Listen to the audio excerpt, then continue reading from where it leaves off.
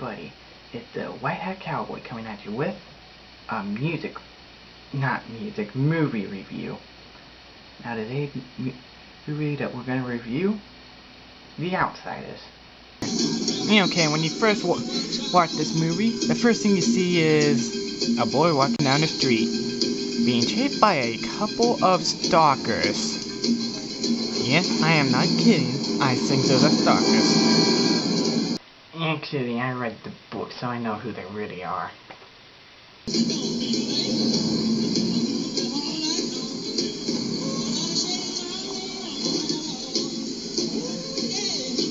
Man, these people are jerks. What are they doing? I'm going to rape. Rape! They're trying to rape the guy. Look what they're doing. Oh, now they're trying to stuff him. Whoa. First they try to rape him, then stuff him, and they pull out a knife on him. Jeez. What the heck? Jerks! You know, I'm kinda glad that wasn't me in there. I would make... I caught myself. Yep. Okay, here are the people to the rescue. That is the strangest way to pull someone out of a car. No, let's rewind that for a moment. Yeah, what isn't he doing there? That makes no sense to me. And here are the main characters' brothers, Daddy and Soda Pop.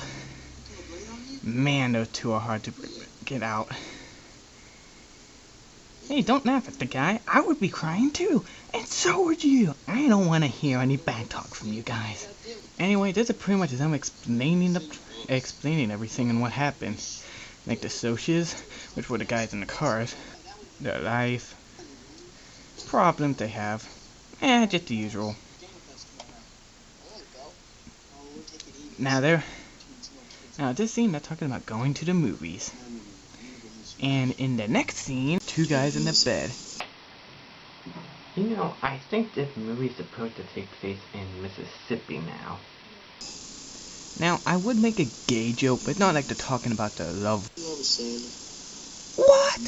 Now, I am not saying anything wrong with gays here.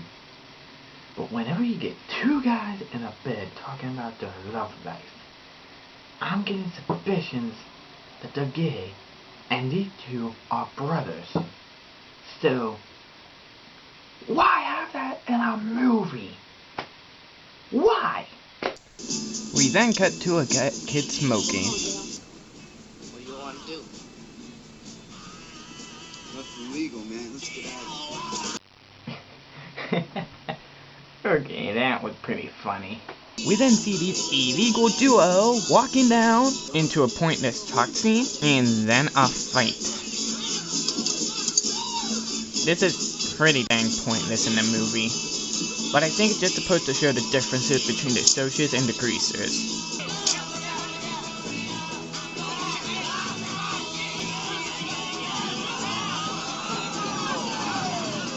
Man, it's the fuzz. We gotta get out of here. They then go to a gas station after that pointless scene to get some money to go to the movies. You know, this next scene, in order to get the full comprehension of everything, I'm just gonna have to show you the whole thing. And then I'm gonna play you a video of what this guy truly is. Hey, I see you guys playing Mike Brad's, huh? What are you doing here? Give me those bucks, will you?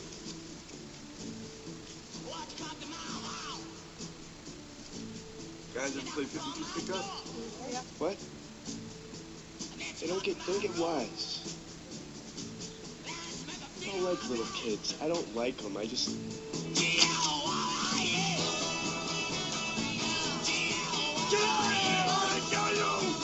Dude, you're an ass. All credit due to the Nostalgia Critic. That was originally his video that I just took out the F word. You need to bring that back, Nostalgia Critic. That was just good. I do admit the way he says he'll kill them is pretty funny. We then cut to them breaking into the movies and... Ah, come on! You know what? Every time I see this guy, I'm gonna say that Darth Vader clip. To your ass. I mean, really, did this guy really need to be such a jerk? You wanna know what's worse? You wanna know what's worse? She just puts up with it. I mean, she doesn't even try to do anything. You know what? Every time I see someone like that, I'm gonna say that clip. So, the next few couple of minutes, they're just gonna be pretty much talking. And it's kind of sentimental that revealed that Ponyboy and Cherry have a lot in common. It really is a sentimental scene, but I'm gonna skip all the way until where their girl get picked back up by their boyfriends. Though I should mention that it is revealed that Ponyboy thinks that his oldest brother does not love him. He can't stand me. This, however, proven wrong later on. Stick me some boys home or something, and Soda won't let him. What are you talking You know about, what? boy? This movie does not need to focus more on the backstories, because that's what makes it good. I mean, would you ever get that Johnny was beaten up by the Socias if they didn't show you that little mini scene at the beginning? Just jeez. Then and you would never get that Ponyboy and that Derry have a bad relationship unless you read the book. What's going on? What are you doing? You won't even know. It's like this movie is taking away so much different and taking away so much backstory to it that I don't even think it's worth it. That's no reason to go Why? walking the streets with these bums. Who are you calling bums? They don't even tell you the backstory between the Socias and Greasers. Well, as Ponyboy says goodbye to Cherry, she gets back into the car, only to say one of the most stupidest things in movie history. I hope I never see Dallas Mason again. If I do, I'd try to fall in love with him. What? So after the way that he treated her, she decides that she might fall in love with him if she sees him again? Why? Why? That wasn't even in the, I don't think it was in the book. Why would they add that in? Why? It makes no sense. Can you make sense out of that? I'd like to know. It makes no sense. Anyway, Johnny and Pony decide to sleep in the parking lot, which ends up causing Ponyboy to miss his curfew. This in turn causes his older brother, Derry, to become mad at him. And, well, just watch. Where the hell have you been? Do you know what time it is? It's 2 o'clock in the morning, kiddo. Hey, Bonnie, where you been? I fell asleep in the lot. You what? I was talking to Johnny and I fell asleep in the lot. I didn't mean to. Yeah? Hey, and I can't even call the cops because you two would be thrown in a boys' home so fast it would make your head spin. Come on, Pony, let's go to bed now. Look, I said I didn't mean to. I didn't mean to. I forgot. That's all I ever hear from you. Come on, Derry. You shut up. I'm sick and tired of you sticking up for him. You hear me? Don't you yell at him. Boy. What the? I didn't mean to. Yeah, no, he slapped Ponyboy in the book. You didn't push him. Now, yeah, that was actually a pretty good reaction of what I thought he did in the book. But pushing him? No. And you know what this turns into? Turns them to go to the park and just sit there where the Socias come and get them. Now, the Socias are obviously drunk here, people.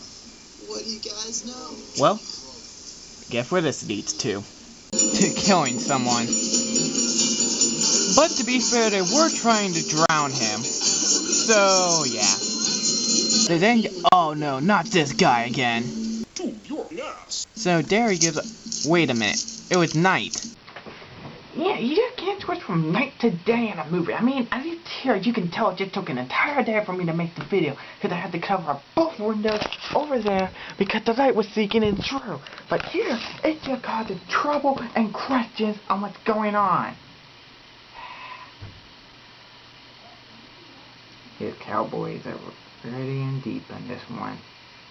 He gives them $50, a shirt, and a loaded gun. So they sneak onto a train in the middle of the night. For Pete's sake, consistency here, directors! They then ask for some construction workers where Jade Mountain is. And so they make it to the church. They decide they need to get a good night's sleep. But when Ponyboy wakes up, Johnny gone. Where could he be? Where? Oh, he wrote in the dirt that he'll be back soon. How on earth do you know that he wasn't gonna like smush it in his sleep or smush it when he woke up? How? Even in the book that was unlikely. Actually, in the book he wrote it in the dust. So the movie is becoming more realistic than the book, which is actually one of the better qualities of this movie. You know, I don't know why, but I always pictured Ponyboy with short blonde hair. What the? That's right, Johnny comes back, gives him a book, food, baloney, hair dye, well not hair dye, bleach, and cuts his hair. Well, then they go and cut Johnny's hair. And here they are talking, wait a minute! Johnny didn't bleach his hair? Well, that's not fair. Ponyboy had to give himself blonde hair. Johnny doesn't? Wow. What a jerk. And he's one of my favorite characters in the movie so far. I can honestly have not said too many bad things about him. I haven't said anything bad about anybody except for Dallas. That doesn't. I'm not using you anymore. Well, now they're beginning to cry. Okay. Okay, still crying. Still crying. Being a bit gay here.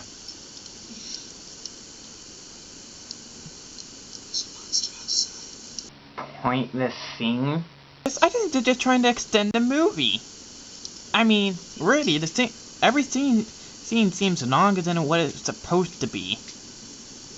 It just seems longer. Wow. Make it completely pointless. Well, okay, now he did read the book to him. But that whole monster thing didn't happen. No, it's like, at least get to a good part where they're watching the sunset together. But even then, that goes on for about 3 minutes. 3 minutes! They're trying to make that movie longer than it's supposed to be, people. Okay, why make a movie with a scene about them just watching a sunset for 8 minutes? That's just cutting it long. And here we got to another sleeping scene. Yay, pointlessness.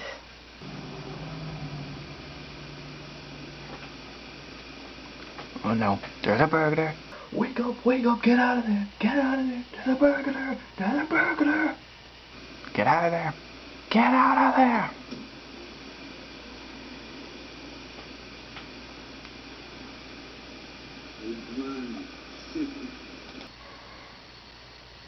Daddy. It had to be him. I mean, really, I just can't stand this guy in this book. No, not this book, movie. Why? Why did they make him so mean? Hey, you got a cancer stick, Johnny? I mean, I liked him in the book. I actually loved him in the book. He was a great character in the book. But here, in the movie, he just sucks.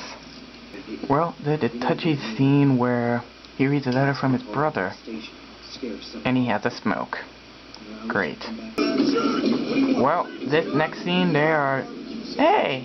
Product advertisement! Well, this scene is pretty much done talking about on how Johnny wants to go back, and how everything's going on back at home. Nothing really too much special here.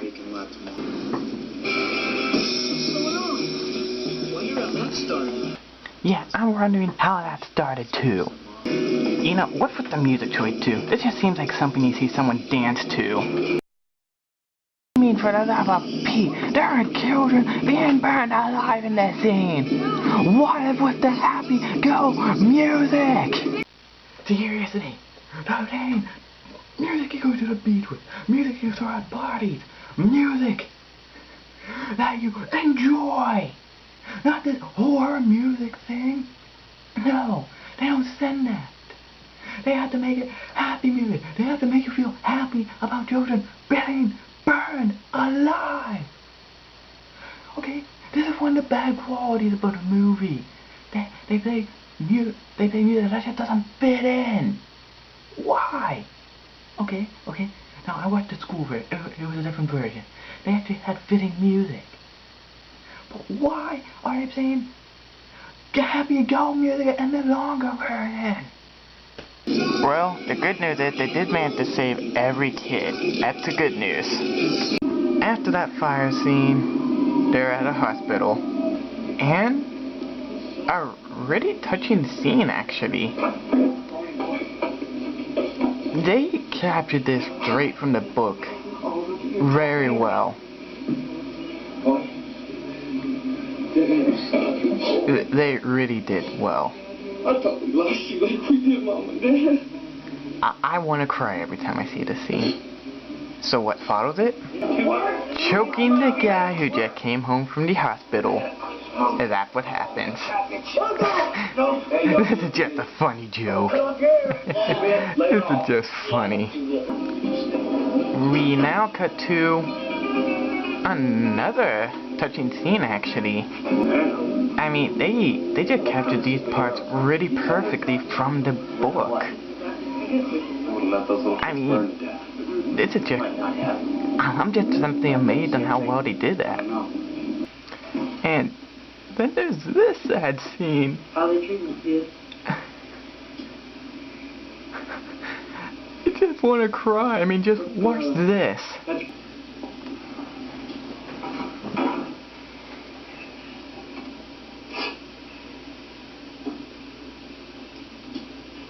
So, I guess Dow's gonna be okay. Me and Daryl will get along real good now. Johnny, you okay? Oh yeah, just hurts sometimes. I usually don't. So I kept feeling anything below the middle of my back. Pretty bad off, ain't I, boy? No, you're gonna be alright, kid. You gotta be. Couldn't get along without you. I won't be able to walk again. Not even on crutches. Doc says I busted my back. You're gonna be fine. I know you are. You wanna know something, Pony Boy? I used to talk about killing myself all the time, man. I don't wanna die now. It ain't long enough. 16 years ain't gonna be long enough. Hell, I wouldn't mind so much if there wasn't so much stuff I ain't done yet. So many damn things I ain't seen or nothing. That time we were up in Windbridgeville was the only time I've ever been away from my neighborhood. Knock it off. You get too beefed up, the doctor will let see you in the morning. Could anyone not cry during that scene? I'm sorry, give me a moment. You know, we got window. We then cut to Dallas being a jerk as always. Who takes a knife from his friend and says he's not gonna miss the rumble. Okay, now this is what? Yeah, it is just foreshadowing here. After visiting Mr. Jerkface, Ponyboy and Cherry have a moment. Now, this really did not go well. Unlike the last two moments, they didn't really get it captured from the book. Yeah, well, that's okay, because I don't want you to go see me. We don't need your damn charity.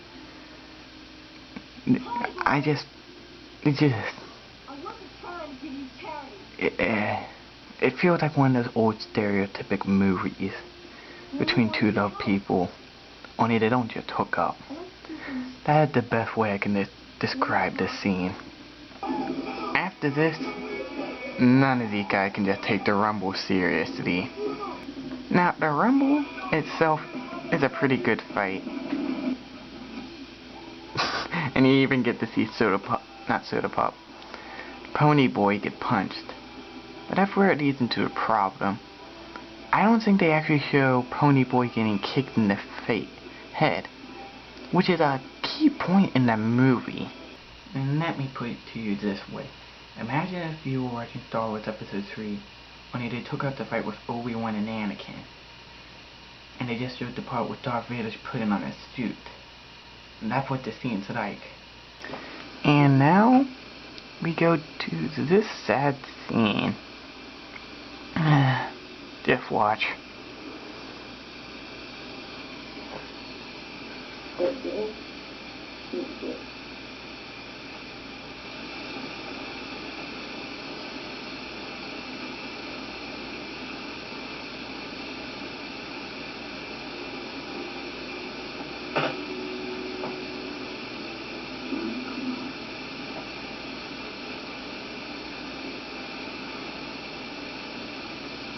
What you get, man? What you get for helping people? Oh. Come on, Jack. Come on, Jack. I really feel sorry for him now. I mean, they only capture his true self at this point in the movie, the way he should have been. Not this crybaby, but this deep troubled man. They didn't capture him earlier on in the movie as that. And this is the Dallas I read about in the book. The real Dallas. And you just feel sorry for the guy. I mean, it's because of this fact that I felt bad when he died. I mean, I actually cried when he died because they got him so well at the end. See, that troubled Dallas was the one I was expecting from the beginning. Better late than never to get it.